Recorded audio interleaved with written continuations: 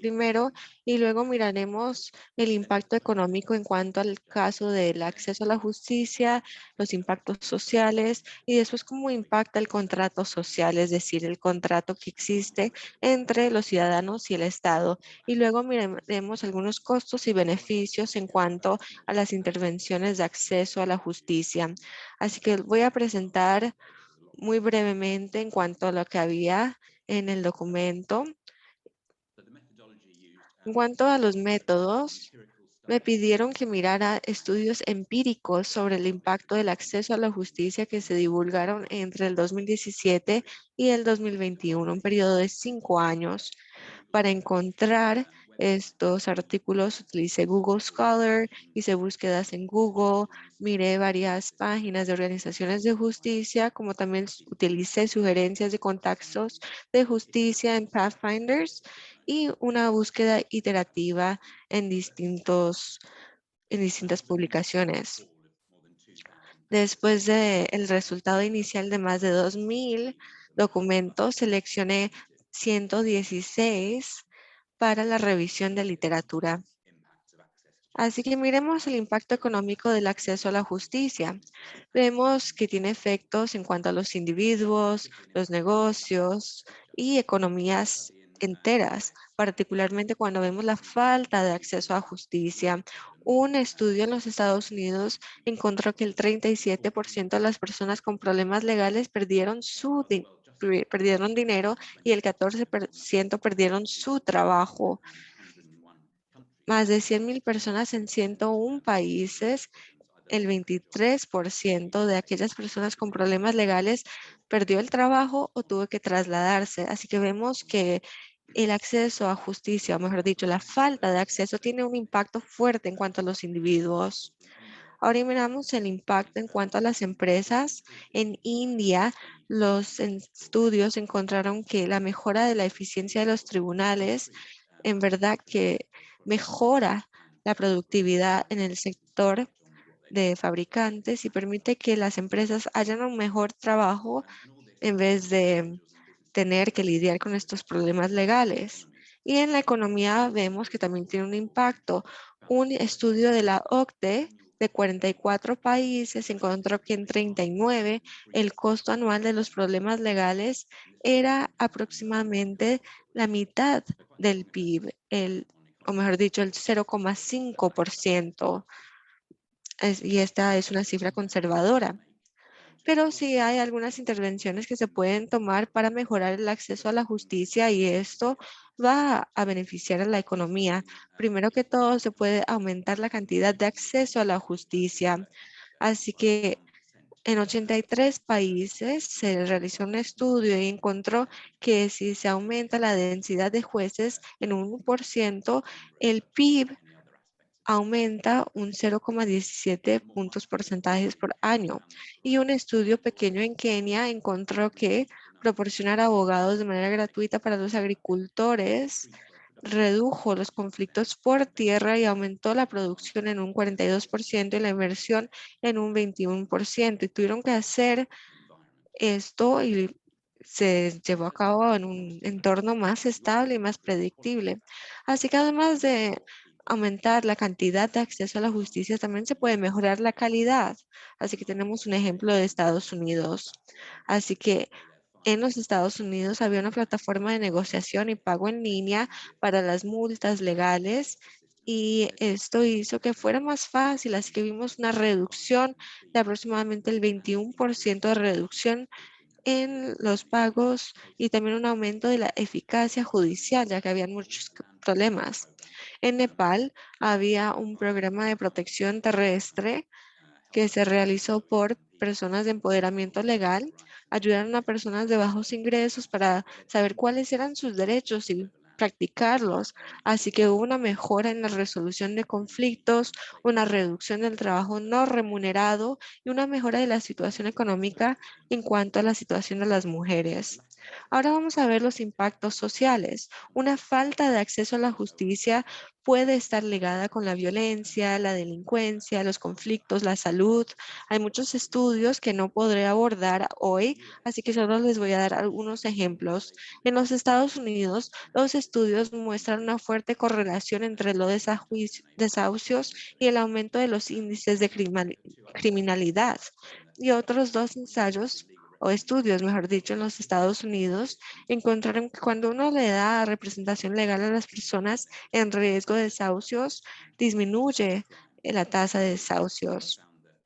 Otro estudio de Estados Unidos encontró que las mujeres que habían sido víctimas de violencia intrafamiliar, las que no tenían representación legal, tenían un riesgo de que se denegara la orden de protección y esto se duplicaba en comparación con las mujeres que sí tenían representación legal. Así que ahí vemos que esto ayuda a las mujeres. También tiene un efecto sobre la salud. Este fue un estudio que había mencionado el 29% declaró tener problemas de salud como consecuencia de problemas legales. En el Reino Unido, un estudio de Health and Justice Partnership ve que hicieron un estudio y el 58% de los clientes con bajos ingresos declararon tener graves repercusiones en su salud mental debido a problemas legales. Pero de nuevo, se pueden realizar ciertas intervenciones para mejorar el acceso a la justicia y tendrá, claro, beneficios sociales y de salud. Así que miremos la violencia y el conflicto. En Guatemala, la Comisión Internacional contra la Impunidad persigue a los criminales organizados y trata de luchar contra la corrupción. Así que vimos que habían evitado 18,000 asesinatos que hubieran sucedido sin esta organización. Es una gran mejora. En Perú, la apertura de centros de justicia para mujeres, donde especialistas proporcionan servicios de justicia a las mujeres, tuvieron una disminución del 10% de la violencia de género en comparación con antes de que se abrieran estos centros. También hay implicaciones para la salud. El Healthy Justice Partnership en el Reino Unido, que ya había mencionado, es un programa para clientes con bajos ingresos en Londres y vieron que mejoraron significativamente la salud física y la prevalencia de la ansiedad y la depresión 6 meses después de la intervención. Ahora miremos los impactos de el acceso a la justicia en cuanto al contrato social. Así que este contrato social permite que prospere la sociedad. Varios estudios encontraron que una falta de acceso a la justicia impacta la confianza que es apremiante para que el gobierno pueda cumplir con su deber. También impacta la participación cívica. Hubieron 5 estudios en Europa, Estados Unidos y Colombia que encontraron que el comportamiento de la policía percibido como respetuoso de derechos humanos, en lugar de abusar de ellos, llevó a que hubiera una mejora en confianza en cuanto a la policía y otras instituciones. El aumento de la justicia aumenta la confianza en el gobierno. También puede fortalecer la participación cívica. Vimos un estudio en Europa, Chile, Colombia, Bélgica y China. La imparcialidad de la policía y la calidad de los sistemas de justicia se asocian con una mayor probabilidad de obedecer las leyes y no recurrir a la violencia. Así que es más probable que tengamos un buen contrato social con el acceso a la justicia. En Rumania y el Reino Unido encontraron que una falta de acceso a la justicia aumenta la reticencia a recurrir a ella o a otras instituciones. Así que aquí vemos que es clave tener el acceso a la justicia. Y claro, pueden haber intervenciones para fortalecer el acceso a la justicia que también fortalecerá el contrato social. Así que uno puede utilizar la justicia para luchar contra la corrupción y la impunidad. Y estas son buenas maneras, pues digamos, para destruir el contrato social si tenemos corrupción e impunidad. Aquí vemos, por ejemplo, en Pakistán, que el nombramiento de los jueces cambió el sistema, así que los fallos a favor del gobierno vieron un declive y el sistema era más justo, ya que aumentaba el acceso a la justicia. Y teníamos esta campaña para reformar en Túnez y así vimos que el sistema legal ayudó a reducir la delincuencia y también podemos reducir la exclusión social y vimos en un estudio en Rumanía y Serbia y Macedonia este tipo de trabajo que mostró que el apoyo jurídico y la defensa de los derechos sanitarios de los rumaníes redujeron la denegación de servicios sanitarios y las peticiones de sobornos y del acoso. Y eso ayudó a reducir cuán marginalizados estaban. Y también hablando de el acceso a la justicia, pues vemos un ahorro para los sistemas de justicia. Por ejemplo, en una campaña en Canadá, vimos que podríamos aumentar la eficacia y ahorro $10 por cada, al gobierno provincial de Ontario, $10 por cada dólar invertido. Y en Estados Unidos, los programas de abuso de sustancias para presos reducieron la reincidencia, un ahorro de $5.27 por dólar gracias a la reducción de los costes de encarcelamiento. Entonces, hay beneficios muy claros al sistema legal. También hay otros costos y beneficios, por ejemplo, en Estados Unidos, para las personas de bajo ingresos, teníamos casi $13 por dólar debido en cuanto a los desahucios.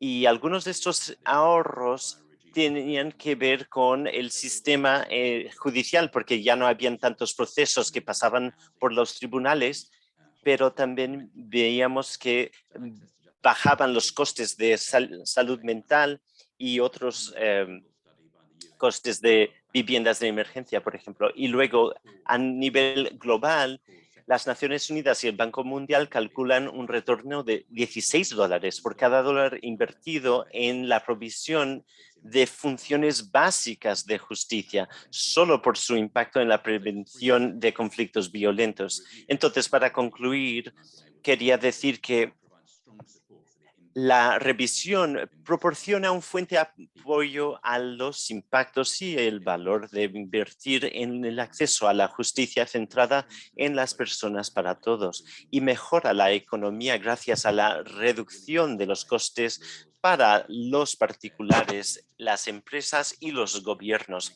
Fomenta la empresa, el comercio y el empleo y reduce la pobreza, la deuda y los costes de la mala salud y mejora las sociedades mediante la reducción de violencia y fortalece el contrato social y finalmente proporciona un gran beneficio por su dinero. Muchas gracias, Mark. Solo quería decirles a ustedes que le pedimos a Mark que redujera todo su investigación, que resulta en más de 100 páginas, él lo condensó en 29 páginas y aquí le hemos pedido que solo hiciera un resumen de 10 minutos. Entonces, básicamente lo que estamos haciendo aquí es que le hemos pedido a Mark que hiciera un resumen muy sucinto y escueto. Y muchas gracias por tantos contextos y puntos de vista y vemos que su trabajo está teniendo muchos resultados. Ahora, me gustaría pasar a nuestro panel. La primera persona que va a hablar aquí en este panel es Rebecca Sandifer. Ella es profesora en Arizona State University y es una de las investigadoras más importantes en este campo de acceso a la justicia. Entonces, mm, quiero saber más sobre lo que usted va a aportar aquí. Entonces, fantástico tener usted aquí. Muchas gracias, Maika, y muchas gracias, Mark. Yo sé que de aquí a poco esta investigación se publicará. Solo quería dar hincapié en algunos puntos que destacó Mark en su investigación en cuanto al acceso a la justicia. Una de las cosas que vimos es que es bueno para el desarrollo económico cuando se puede predecir, y es por eso que tenemos la justicia. Y, por ejemplo, podemos crear contratos y podemos prever ya qué va a pasar cuando se termina un contrato y qué tipo de mediación puede haber para lidiar con los conflictos. Pero una de las cosas que vemos en el acceso a la justicia es que dejamos a los gobiernos hacer su trabajo y también dejamos a las personas hacer lo que ellos quieren hacer. Entonces, para los individuos, ellos tienen más acceso al empleo, vivienda, servicios sanitarios y otros aspectos del gobierno. Entonces, el acceso a la justicia mm, a- fortalece este tipo de acceso de las personas y el gobierno ya no tiene que trabajar tanto en el sistema tribunal y las personas pueden tener más acceso a algunos servicios y yo creo que todo el mundo está trabajando mejor. Pero ahora lo que me pareció muy interesante era esta idea de la calidad de la justicia. Tenemos nuevos jueces que tienen nuevas maneras de interactuar con el sistema judicial y pueden desempeñar sus responsabilidades de diferentes maneras. También es interesante ver las inversiones y cuán grandes son y qué tipo de inversiones se hacen para los sistemas de ayuda legal y también simplemente permitir a las personas a tener un acceso a información jurídica, así como proporcionarles ayuda. Y el último punto que quería destacar aquí, que tiene que ver con el lado político, económico y social y la exclusión. Lo que fue muy interesante ver es esta cuestión de los rumaníes y ver la desigualdad de estos grupos y intentar integrar a estos grupos y no solo incluirles en la economía, pero también incluirles en la equidad de estas sociedades. Entonces, en ese sentido, muchas gracias, Mark, por todas sus aportaciones. Muchas gracias, Rebecca. Yo estoy totalmente de acuerdo y me gusta mucho cómo le has marcado a esto, porque piensas de esto en otras maneras que yo y todos hablamos de la justicia y el acceso a la justicia como cosas subyacentes a todo lo que está pasando en la sociedad, pero la manera que tú le pones en un marco en cuanto al acceso a la justicia les permite a las personas tener acceso a aquellos beneficios precisamente que el gobierno está brindando a las personas. Entonces, sin mucho más, le voy a dar la palabra al próximo orador aquí, que es Marlon Manuel. Su biografía está totalmente disponible aquí. Él ya trabajó en mucho tiempo en diferentes aspectos. Muchas gracias, Marlon.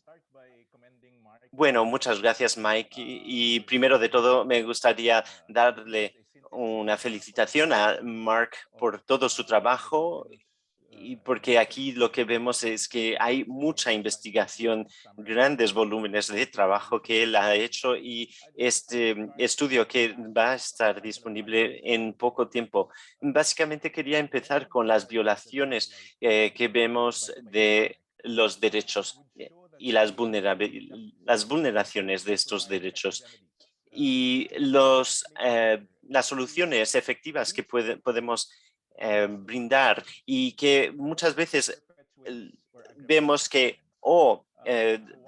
conlleva más violencia o agrava la violencia que ya tenemos. Entonces, quería hablar sobre disputas específicas y otras vulneraciones de la ley. Y cuando vemos el sistema judicial y pensamos que este sistema puede ir más allá que los casos, y esto vemos que nos crea un efecto sistémico en las relaciones sociales y el impacto de la equidad, y podemos ver el fracaso que podría ser expandido por esta accesa, por ejemplo, la violencia que vemos entre pares y especialmente relaciones domésticas y qué cosas pueden ser prevenidas. Entonces, al hablar de un sistema equitativo de justicia, eso nos puede proporcionar una manera de evitar este tipo de problema y de violencia en particular. Esto nos ayudará a enfocar no solo lo que está pasando hoy, pero también el futuro. Esto nos evitará violencia en el futuro y también nos va a ayudarnos a lidiar con la situación de hoy en día. También quería mencionar esta idea de que en el sistema de justicia podemos pensar en esto como un sistema que nos tormenta y nos dificulta la cosa. Pero si las personas ven el sistema judicial como algo responsivo y justo para lidiar con las vulneraciones de sus derechos, entonces van a creer en ese sistema y que van a ver este sistema como algo que al que se quieren aproximar. Y van a ver la justicia como algo que se puede alcanzar a través de este sistema. Y si no ven esto así, las personas no van a ir al sistema para utilizarlo, para buscar su justicia. Entonces, de nuevo, quiero hablar del empoderamiento legal, que es mi campo. Este empoderamiento legal debería ser interpretado no solo como mirando el lado de la demanda del sistema judicial y a esta idea de ayudar a las personas a tener acceso a este sistema, pero también tendría que contribuir al construir este sistema, esta institución. Y esto también nos ayudará a formular la ley y fortalecer el acceso a la justicia. Muchas gracias. Muchas gracias, Mardon, por estos comentarios y estoy de acuerdo con el enfoque que le has dado aquí, que de hecho el sistema judicial es un sistema preventivo. La razón por la cual tenemos las leyes es para resolver los conflictos. Entonces las instituciones están involucradas y, como dijiste, cuando lidiamos con el lado de demanda y a la vez estamos construyendo las instituciones y podemos ver que hay consecuencias, pues eso puede modular los comportamientos de las personas. Entonces, en ese sentido, yo creo que vamos a pasar la palabra a nuestro próximo orador, que es Álvaro. Muchas gracias por estar aquí. Su historial está disponible. Él es especialista en el derecho y él es un coordinador de la red de acceso a la justicia. Gracias, Mike. Gracias por la invitación. Es un gran placer estar aquí con expertos de la talla de Rebeca y Marlon. Voy a comenzar felicitando a Mark por su gran trabajo. Fue un gran desafío repasar y resumir todos los ensayos, toda la investigación y poder estructurar también sus hallazgos y las ideas que en verdad nos provocan. Así que ahora voy a pensar en el impacto que tienen las reformas del gobierno abierto y acceso a la justicia en el contrato social. Así que ahora voy a hablar en español right un now. momento. Well, lo principal que quisiera decir es que me parece que los hallazgos del informe de Mark son sumamente importantes en términos del contrato social, porque estamos viviendo tiempos muy complejos. Lo digo desde la mirada que tengo desde América Latina y el Caribe. Estamos en un momento de recuperación de la pandemia, estamos iniciando la transición a la nueva normalidad, pero ya estamos viendo las gravísimas consecuencias que ha tenido la pandemia en la sociedad y el impacto que ha tenido en el tejido social, en las sociedades de la región. América Latina es una región con muchas tensiones socioeconómicas que vienen desde hace muchísimas décadas. Y todas estas tensiones se han visto agudizadas por la pandemia. Y esto de alguna manera ha puesto en jaque la gobernanza inclusiva y ha puesto en juego, o al menos está haciendo temblar un poco el contrato social. Por eso me parece que es tan importante contar con evidencia como la que presenta el informe, porque nos ayuda a pensar cuál es el rol del acceso a la justicia en este contexto tan severo que estamos viviendo en todas las regiones del planeta. Digamos, la evidencia del informe nos invita a pensar que el acceso a la justicia puede ser la plataforma desde la cual gestionar algunas de las consecuencias negativas de la pandemia y de esa forma poder pensar un modelo de gobernanza inclusiva que no deje a nadie atrás y que garantice el respeto de los derechos fundamentales de todas las personas, pero muy especialmente de aquellas que están en situación de caer en riesgo de vulnerabilidad. Quizá las dos cosas que más me impactaron del estudio de Mark, que algunas a lo mejor ya las intuíamos, pero no teníamos evidencia, ¿no? La principal es que el acceso a la justicia es mucho más que un sistema para resolver disputas o para resolver necesidades jurídicas insatisfechas. Las personas, cuando interactúan con el sistema de justicia, digamos, muchas veces es su principal contacto con las instituciones estatales. Entonces, la experiencia que tienen con la justicia es una experiencia que extrapolan a todo el resto de las instituciones públicas. Cuando la experiencia es mala, lo que muestra muchos de los informes que encontró Mark, es que la opinión o la percepción de las personas en el Estado es baja, también es mala, ¿no? Entonces vemos ese paralelismo. Y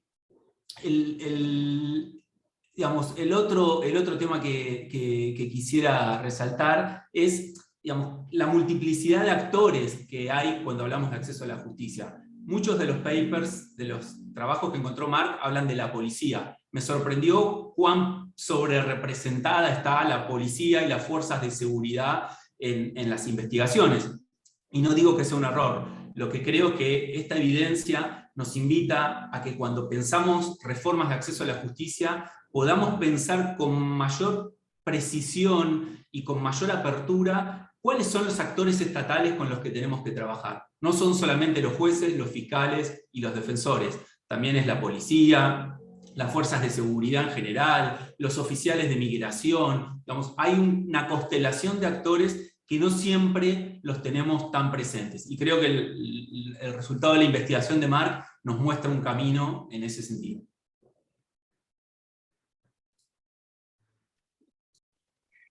Thank you so much, Álvaro. Muchas gracias, Álvaro. Y sí, son muchos actores los que tenemos que considerar y creo que eso se conecta muy bien con los puntos que hicieron Marlon y Rebeca, que la ruta que tomemos a la justicia puede ser diversa y que la experiencia es importante, particularmente para el contrato social, como usted indicó. Y ya vemos que esto está en riesgo en la región de Latinoamérica, pero en todo el mundo. Vemos que esa relación entre el pueblo y las instituciones y la interacción está bajo mucha presión, particularmente en el contexto de la pandemia, como usted recalcó. Bueno, antes de responder a las preguntas del público, haremos una segunda ronda con los ponentes. Durante la primera les pedimos que hablaran en cuanto a los hallazgos del repaso de literatura. Ahora iremos en la otra dirección para hablar de lo que los hallazgos significan para el trabajo, la investigación de ellos y las especialidades de ellos en su región o en cuanto a el enfoque temático. Así que ahora vamos a volver con Álvaro para ver qué es lo que usted piensa en cuanto al resultado que tienen esos hallazgos. Gracias, Mike. Voy a cambiar al inglés de nuevo. Bueno, yo creo, bueno, este reporte, este informe en verdad que me provocó. Es interesante ver que hay muchísima investigación allá afuera y que hay muchas personas, instituciones, organizaciones que están en este ámbito de investigación. Así que yo quiero saber quiénes son los actores más grandes, quiénes son los jugadores en este ámbito, porque debemos tener una comunidad de practicantes. Debemos conectar las fuentes de conocimientos con el gobierno, con las instituciones jurídicas, con las ONG, con el mundo académico. Así que más allá de los hallazgos del informe, hay algo muy interesante en cuanto a la red de actores que quieren proporcionar sus conocimientos. Y creo que sería muy interesante conectarnos y poder llevar esta investigación a ciertos ámbitos del gobierno o a ciertos sectores. Creo que también sería muy interesante ver cómo podemos llevar esta investigación a ciertos sectores jurídicos y tal vez, Mark, que me estoy equivocando un poco con este comentario, pero pareció que este informe en verdad no se preparó para el sector de jurídico, es más como para el mundo académico o las organizaciones de desarrollo internacional. Así que yo diría que este podría ser un incentivo para para el sector jurídico, para que ellos participen en este tipo de trabajo, para que estén conscientes de la información, de los datos, de las estadísticas que ellos deben proporcionar para impulsar estos esfuerzos de investigación. Y esto es algo que vemos en todo el mundo. Yo diría que me parece que el sector jurídico le debe al resto de la sociedad. Deben tener un rol más proactivo y bueno, ellos deben postular alguna de las preguntas que vemos en ese informe de investigación que usted resumió tan bien. Gracias. Bueno, muchísimas gracias, Álvaro. Es un buen punto. Y sí, como ustedes, yo también me inspiré leyendo toda esta investigación y queda mucho por hacer para unir a las personas, a las organizaciones, a los datos, recopilar más pruebas. Yo creo que ya hemos comenzado con ese movimiento, pero aún queda muchísimo más por hacer y por aportar. Así que muchísimas gracias por destacar eso. Ahora le cedo la palabra a Marlon para ver qué significa esto para la labor de él. Muy bien, estoy mirando los estudios que se cubrieron en el informe de Mark y me gustaría relacionarlo con dos ámbitos generales que estamos estudiando en este momento y son complicaciones adicionales en cuanto a esta situación ya muy complicada. La primera es la pandemia. Es un tema que no podemos esquivar, aunque pues nos gustaría poder superar la situación actual, pero actualmente hay muchos países que están teniendo dificultades con la pandemia y es un complique para los jugadores estatales en cuanto a las organizaciones gubernamentales y de sociedad civil. En julio de este año, nosotros iniciamos un estudio en cuanto a la violencia de género y cómo el empoderamiento legal había sido impactado durante la pandemia. Las organizaciones del empoderamiento legal trataron de navegar en cuanto a las restricciones gubernamentales y adaptar sus programas. Yo creo que ese es un buen enfoque para mirar las situaciones extraordinarias. ¿Cómo podemos abordar los temas de justicia social cuando nos encontramos en estas situaciones tan extraordinarias como una pandemia? En el futuro podremos tener un protocolo listo en cuanto a cómo se puede responder a la violencia de género en cuarentenas, cómo es que el gobierno permite que las organizaciones de sociedad civil aborden problemas de justicia a pesar de toques de queda y otras situaciones. También nos gustaría analizar el tema del trabajo del empoderamiento legal en contextos represivos. Lo vemos en muchos países, en el sureste de Asia, en una variedad de países lo vemos. Así que en este contexto, donde vemos una gran falta de confianza, y esto se mencionó en cuanto al tema del contrato social en el estudio, ¿cómo es que los ciudadanos pueden seguir trabajando para lograr un nivel de justicia? ¿Cómo es que los líderes de base pueden apoyar a los ciudadanos bajo regímenes autoritarios o contextos represivos? Sería muy interesante analizar esto y recopilar pruebas que nos permitieran mostrar que incluso en estas situaciones extraordinarias, bueno, especialmente en estos contextos extraordinarios, los sistemas de justicia deberían seguir funcionando.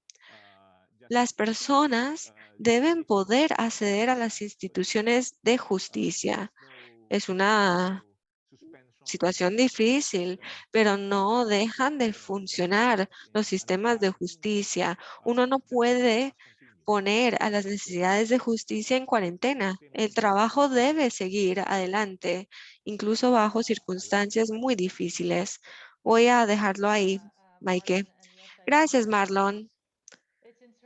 Sí, yo creo que es muy interesante, particularmente en el contexto de la pandemia.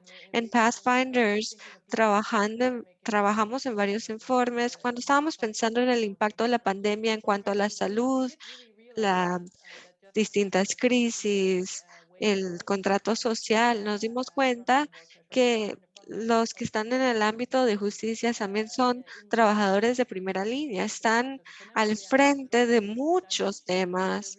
Este fue el caso en la pandemia, pero también en otras situaciones.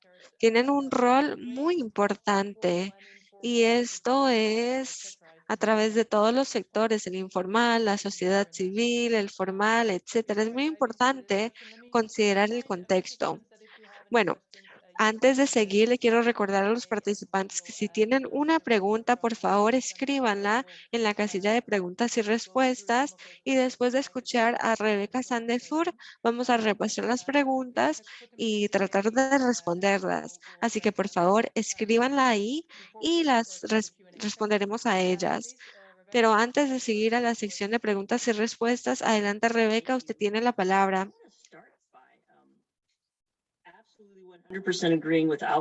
Muchas gracias. Yo quiero empezar diciendo que estoy de acuerdo con Álvaro de que nosotros necesitamos un tipo de mente que pueda unificar todo esto como lo ha hecho Pathfinders en el pasado. En mi país hemos ido de lugar a lugar y hemos ido aprendiendo cosas, pero eso no se hace, no forma un tipo de conocimiento general o común también es solidificado. Una pregunta que tengo es que aquí hemos visto muchas intervenciones que no llegan a ser una solución total. Por ejemplo, hay varios estados en mi país donde queríamos tener más acceso a la ley y a la justicia para básicamente empoderar a las personas. Y creo que este hallazgo es bastante interesante porque hay bastantes opciones que se nos abren aquí gracias a esta información. Y la otra cosa que me pareció bastante interesante fue que hay muchas veces unos efectos mixtos o no hay efectos. Entonces, la pregunta es si la justicia es un medio para llegar a la meta o vamos a decir que simplemente el programa es bueno. Entonces son dos preguntas muy diferentes y yo creo que sería interesante ver que a lo largo del tiempo de que esta academia va creciendo, pero ¿qué es lo que nos está dando efectos mixtos y qué es lo que nos hace pensar solo en un resultado? Y estas preguntas solo las podemos preguntar gracias a la base muy buena que nos ha proporcionado Mark aquí con este informe. Muchas gracias a todos los panelistas por estas dos rondas de reflexiones. Y ahora voy a pasar a mirar las preguntas que están entrando en el QIA, pero antes de todo quiero darle la palabra a Mark para que él pueda dar sus respuestas. Entonces, aquí hay unas preguntas en el QIA que las personas están ingresando acerca de lugares de conflicto, cuando hay escalaciones, hay esa pregunta. Luego, la brecha en la investigación, qué es lo que nos hace falta todavía y qué es la situación en Nigeria, donde hay tasas que se asesoran en o que se aplican para acceso a la justicia. También quería hablar sobre una infraestructura de conocimientos y el crecimiento de esto, porque fue una cosa que sí que se mencionó en otros informes y que necesitamos tener una infraestructura de conocimientos y eso es muy importante porque es un cambio, porque los abogados normalmente les gusta tener una conversación sobre normativas, pero en vez de tener una experiencia empírica. Entonces, esto lo podemos relacionar a otra pregunta sobre los costes y los beneficios que hemos oído de Mark. Nos podemos preguntar, ¿cuándo hace falta un procedimiento total por los tribunales o hay otras maneras más eficientes de realizar este tipo de solución y cuáles serían las experiencias de las personas? Entonces, muchas gracias, Mark. Te voy a dar la palabra para que tú respondas primero y luego pasamos a hablar con los panelistas. Primero de todo, Mark. Tengo las tres preguntas aquí delante. La primera sobre Nigeria, siendo esta cuestión de tener costes y tasas para tener acceso a la justicia. Y lo que puedo decir es que esto no se limita a Nigeria. Lo vemos en otras partes de las Américas, donde también las personas tienen que pagar mucho para tener acceso a la justicia. Entonces es un problema global. La pregunta acerca de las brechas de mi investigación, sí, claro, hay unas brechas porque todavía hay mucho trabajo que tenemos que hacer sobre las brechas en el acceso a la justicia y tenemos que desarrollar esto todavía más. Hay menos estudios de pares sobre este tipo de acceso al sistema jurídico y tenemos mucha información sobre las experiencias de los diferentes actores, pero menos estudios sobre el sistema en sí como un total. Y otra cosa que vimos es que los estudios que se hacen en un lugar y las intervenciones que se han hecho en aquel lugar se podrán aplicar en otros lugares. Entonces, no sé si se puede siempre estandarizar la medición de todos estos sistemas. Entonces, ¿cuál es el estándar o el punto de referencia que deberíamos utilizar para basarnos? Y finalmente, acerca de Armenia y Azerbaiyán y las montañas Cáucaso. Entonces, eso realmente es una cuestión de transición y no estamos hablando aquí de estudios sobre la transición de justicia y la reconciliación que vemos en Sudáfrica, por ejemplo, donde vimos que no ha tenido tanto éxito como en otros países, amnistías y estas cuestiones de Azerbaiyán y de Armenia. Yo creo que es un tema que todavía, yo personalmente no estoy muy al día con esto, pero creo que son cuestiones muy interesantes. Muchas gracias. Muchas gracias, Mark, por estos comentarios. Y sí, claro, hay con certeza muchas brechas, como usted ya ha mencionado. Hay una necesidad de este campo desarrollar un conocimiento que se comparte y podemos ir de los estudios piloto y otras experiencias piloto y podríamos ir más allá para construir alguna cosa basada en esta información para entender mejor cómo podemos brindarle más acceso a las personas. Vamos a ir en orden regresiva o inversa de lo que hemos visto. Entonces, Álvaro, por favor, le paso la palabra. Muchas gracias.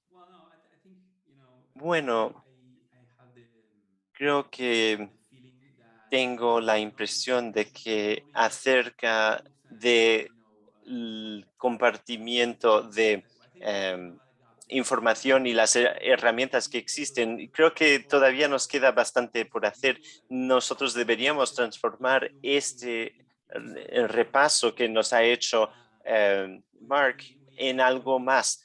Yo creo que sería un riesgo no tener un impacto muy grande, en que sería llevar esto al campo y a diferentes sectores y poder transformar la realidad basada en estas evidencias.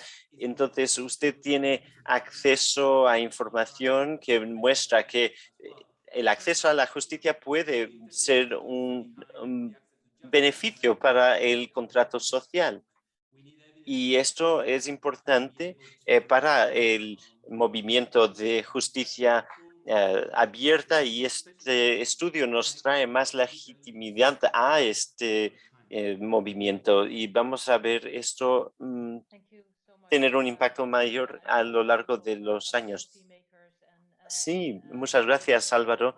Tenemos aquí también formuladores de políticas de la sociedad civil, así como del gobierno, y ellos están aquí con nosotros y creo que lo que usted ha mencionado aquí es que hay evidencia suficiente para comenzar el trabajo, pero que deberíamos continuar recopilando datos más sistémicos o sistemáticos para poder llevar esto más allá y poder trabajar de manera más estandarizada o patronizada para informar nuestras decisiones y para evitar que las personas y evitar los problemas que las personas están enfrentando.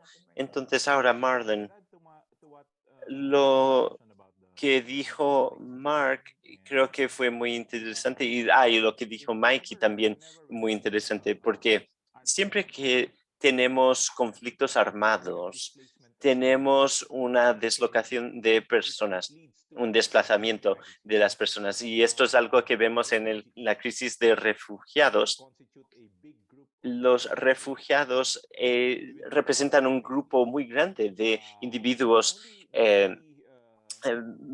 mal amparados.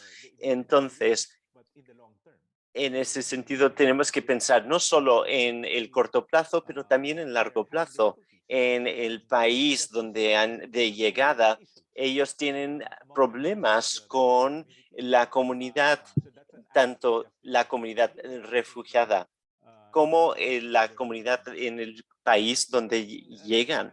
Entonces, durante la pandemia hay un nuevo asunto que tiene que ver con la disponibilidad de las vacunas para los refugiados. Como no son ciudadanos de estos países de llegada, en muchos países no tienen acceso a la vacuna. Entonces, hay toda una gama de problemas que se crean en una situación de conflicto armado. Acerca de estas cuestiones que vemos que que la fianza que se necesita en diferentes países es un problema, porque las personas que están cometiendo los delitos no tienen los recursos o el acceso legal para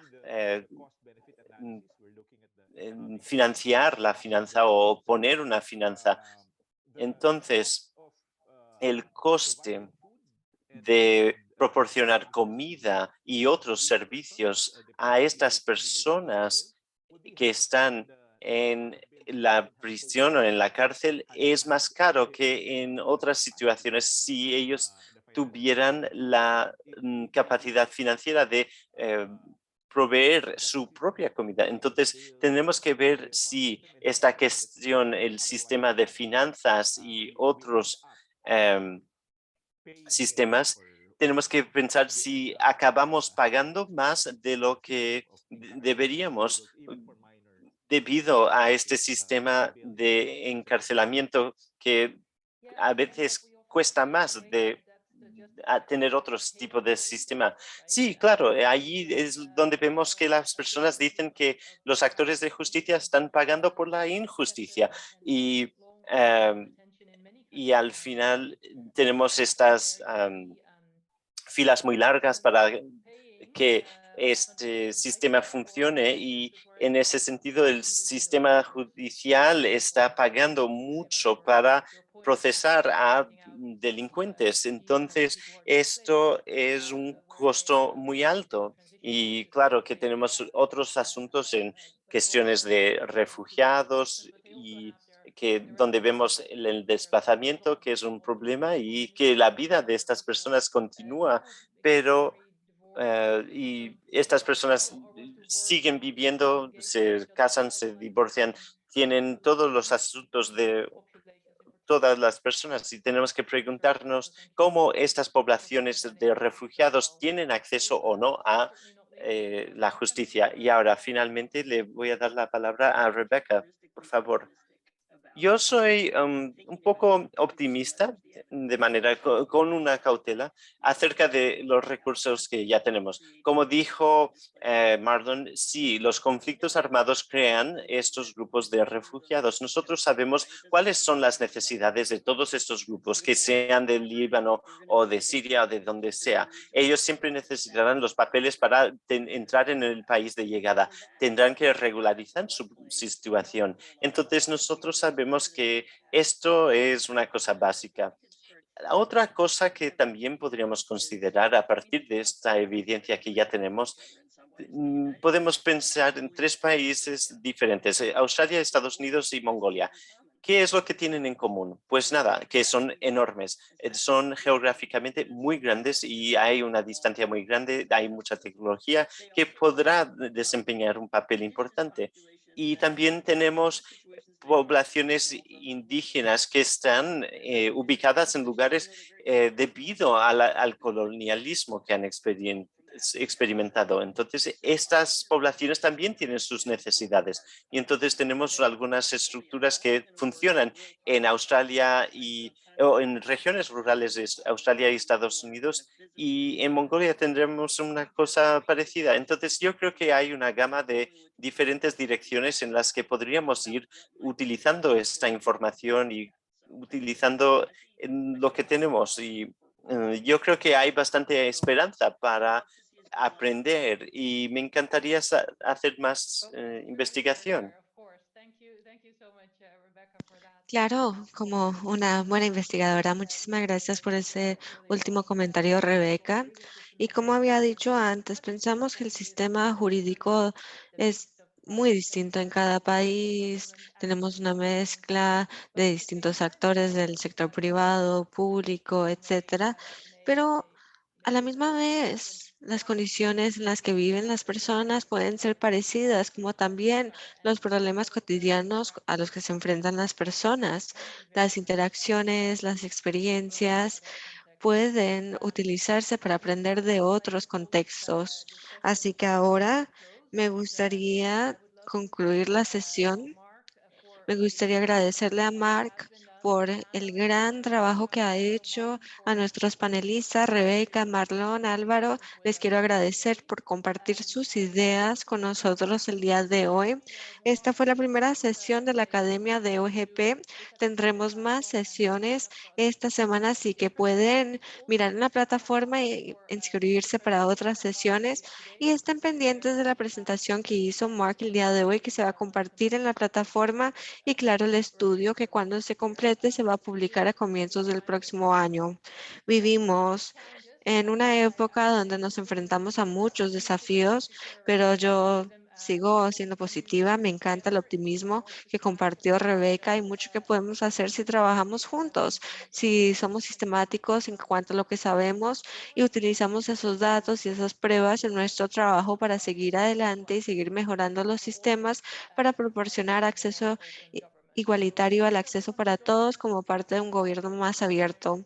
Gracias a todos por estar aquí con nosotros. Gracias a los panelistas. Estaremos en comunicación con más información.